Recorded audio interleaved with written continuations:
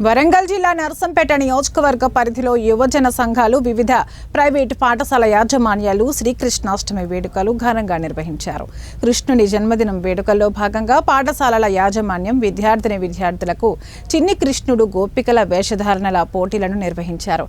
ఈ పోటీలకు తల్లిదండ్రులు తమ పిల్లల్ని ఎంతో అందంగా అలంకరించుకుని పాఠశాలలకు తీసుకువచ్చారు. పాఠశాల అధ్యాపకులు వేషధారణ పోటీలే కాకుండా సాంస్కృతిక కార్యక్రమాలు నిర్వహించారు.